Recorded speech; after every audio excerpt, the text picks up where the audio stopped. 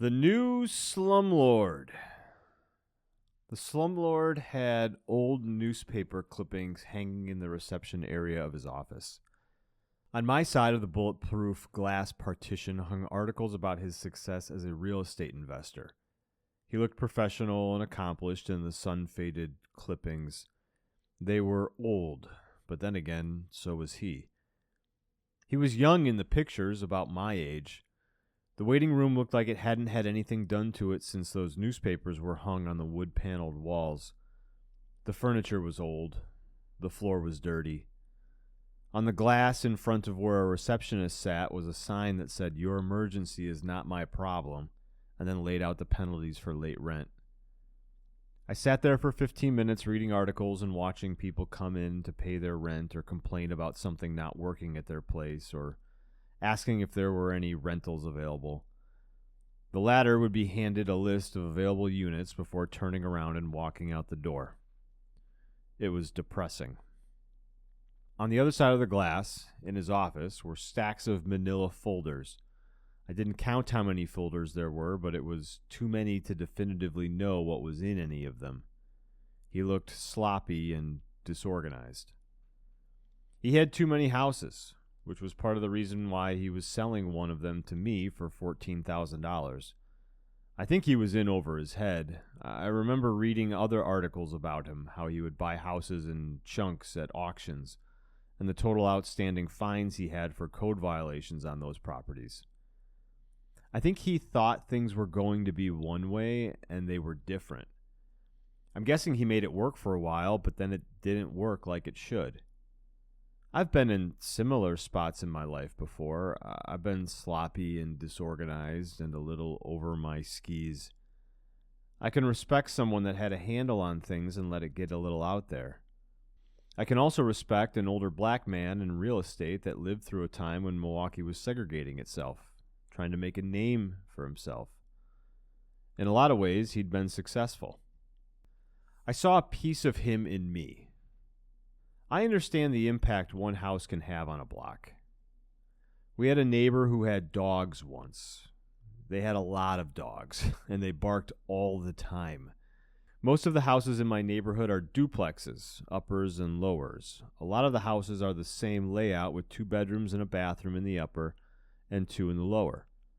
The porch for the lower unit is like a normal porch, but instead of the top sloping down towards the front of the building, it's flat, and you can hang out up there. It's a porch for the upstairs. That's where the dogs hung out most of the day. I hated those dogs. The White House on the corner was one of those houses, the ones that can change a block. Like a lot of things in life, when something bad happens to you or around you, you expect that bad thing to happen again right away. When it doesn't happen, eventually you expect it to happen less and less. When something bad happens and it happens again, it takes a lot longer not to worry. After the White House on the corner was shot at the first time, we waited, hoping it wouldn't happen again. Then it did, and then it happened another time. It's public record who owns a house, which means it's public record who owns the White House on the corner. If you look up the tax records for that house, my name is on there, and it's spelled right this time. When I looked it up after it became a problem, I saw who owned it and where they lived. The name I found is a woman's name, and her address was somewhere in California, 2,000 miles away. There aren't that many women in California that have this person's name, but there is more than one. Luckily, there's only one that talks about real estate investment online. On a chat board, is that what they're even called? She talked about how she wanted to replace her income with rental properties. Passive income is what it's called. It's when you use your assets to produce an income so you don't have to work anymore. Some people call it being financially independent and retiring early, otherwise known as FIRE. I thought I wanted to do the same thing when I first started buying and renovating houses. When I was teaching, I ended up being in charge of organizing the administration of the ACT exam. I hated coordinating that test, and honestly, I hated teaching math. So I spent the makeup day of the exam drawing up a plan to not have to be a teacher anymore. The plan said I could own 7 houses and not have to work outside of the rental properties. 7 would be enough to replace my income from teaching and never have to work again. I wasn't paying much attention to the 4 kids testing that day. All I did was compound interest calculations and draw timelines on scrap pieces of paper. The math makes a lot of sense and it's hard to argue with. When I read her profile, I saw a piece of her in me. The math made sense to her too.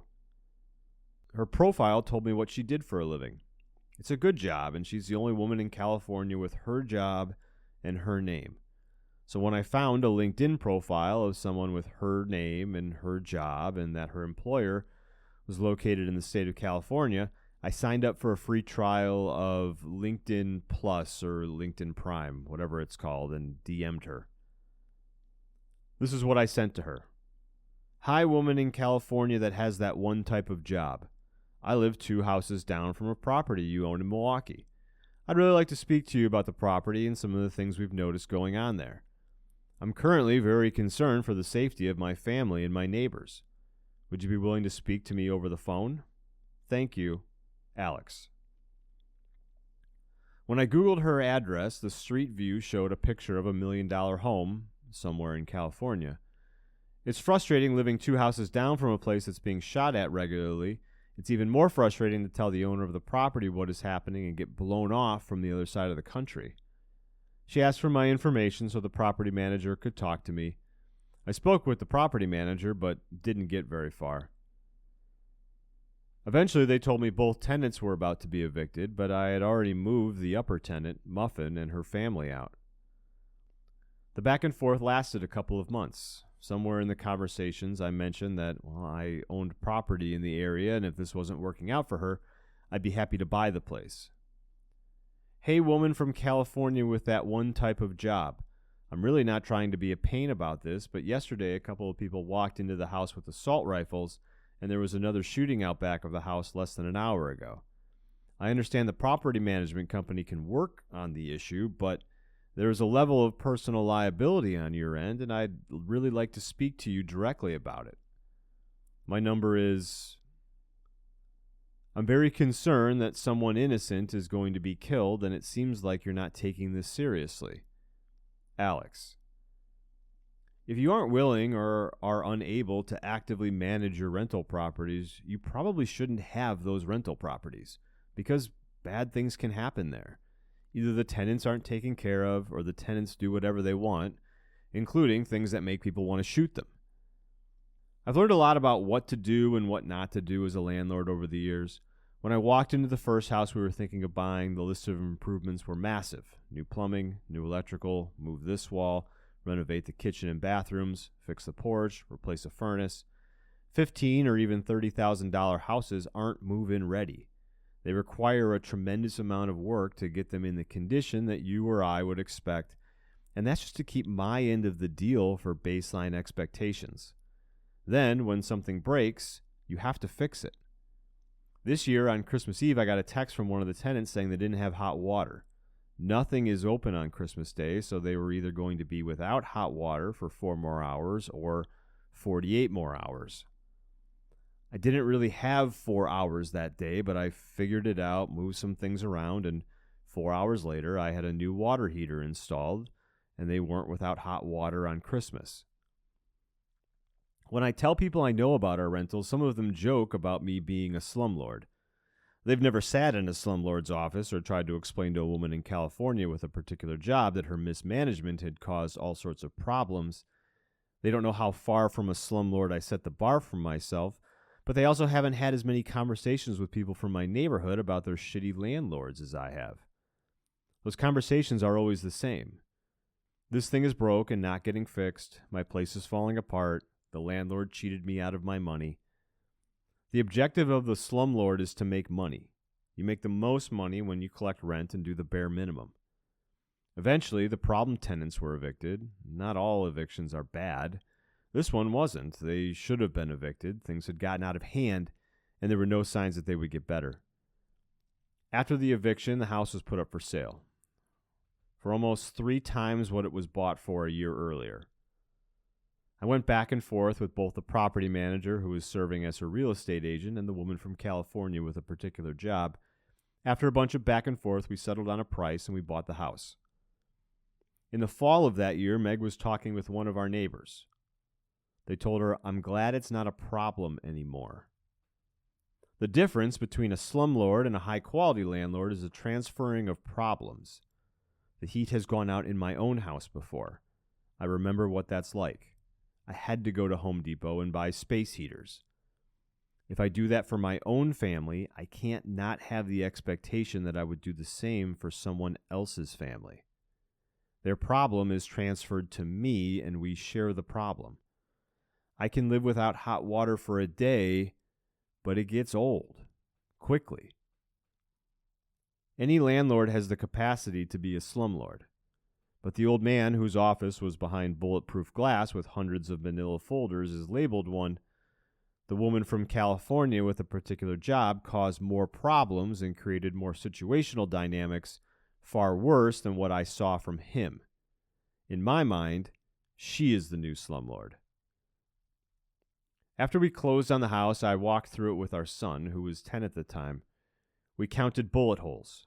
I remember 16 is the number we landed on. 16 times someone tried to kill one of the people living there. No one has ever tried to kill me. I don't hear most of my neighbors describing times when someone tried to shoot them. When maximizing profits is more important than creating appropriate living conditions, bad things happen. The easiest people to take advantage of are the people that do not have a lot of options, and the people in my neighborhood don't have many. But shouldn't the people with the fewest options, with the smallest amount of margin, be the ones that we take advantage of the least?